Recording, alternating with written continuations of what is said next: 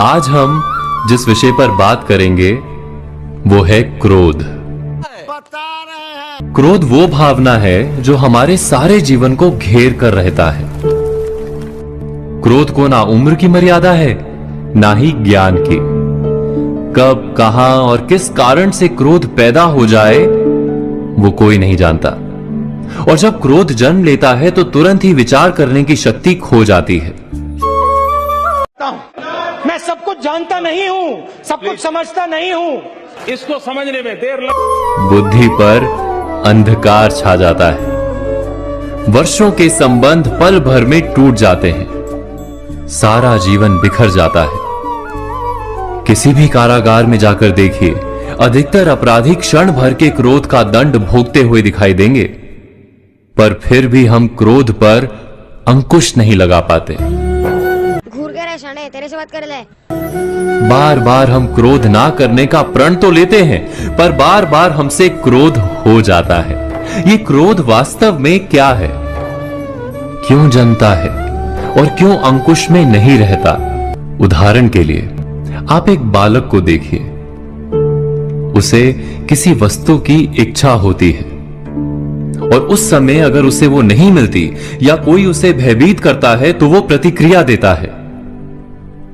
बालक की प्रतिक्रिया क्रोध है,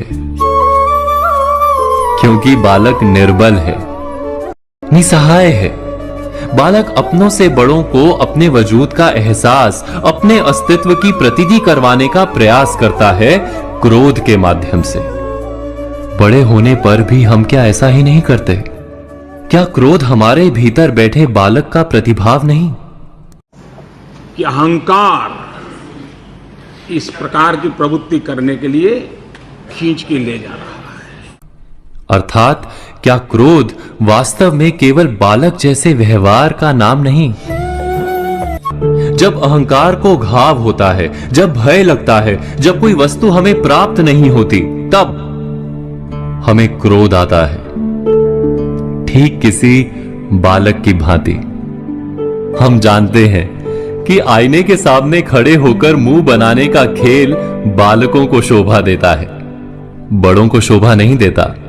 फिर भी हम बालक की भांति क्रोध करना बंद नहीं करते। हम अनुभव से जानते हैं, दूसरों को देखकर बता सकते हैं कि क्रोध से कभी कुछ प्राप्त नहीं होता। सम्मान हो, संपत्ति हो, प्रेम हो या सुरक्षा हो, क्रोध से नहीं मिलता।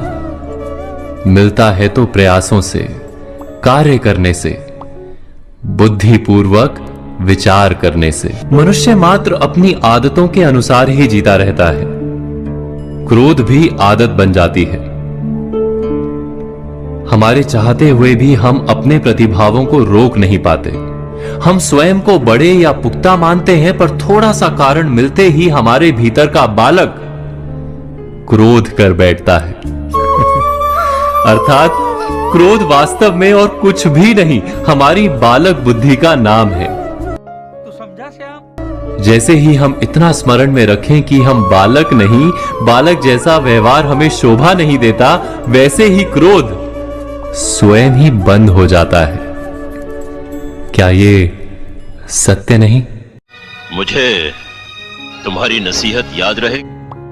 इस पर विचार मनन अवश्य कीजिएगा। मनुष्य की सोच संसार का सबसे गहन या कहो सबसे कठिन भाव है। कब क्या होने के पश्चात ये मन क्या सोच बैठेगा, ये कहना असंभव है। और यही सोच कई बार हमारे मन में हीन की भावना ले आती। हम सदा हमसे ऊपर की श्रेणी के व्यक्तियों को देखते हैं, उनके जीवन का विश्लेषण करते हैं और फिर स्वयं को हीन समझ लेते हैं। इसके पास इतना धन है, इसके पास कितना बल है, और मेरे पास कुछ भी नहीं। मैं कितना हीन व्यक्ति हूं, संसार के लिए मैं कुछ भी नहीं। होता है ना ऐसा? किंतु ऐसा नहीं है। आपके पास भी बहुत कुछ है, पलट के देखिए। किसी भूखे व्यक्ति को केवल एक रोटी मिल जाए तो भले ही दूसरों के लिए वो अन्न का दाना होगा, किंतु उसके लिए वो भोज से कम नहीं। इसलिए जब भी मन में हीन भावना जागे, अपनों की ओर देखिए, उनकी ओर पलटिए। आपको विश्वास हो जाएगा कि भले ही आप ये मानते हो कि इस संसार के लिए आप कुछ नहीं है, कुछ लोगों के लिए आप संपूर्ण संसार है। तो जो आपका संसार है उसमें प्रसन्न रहना सीखिए। राधे राधे।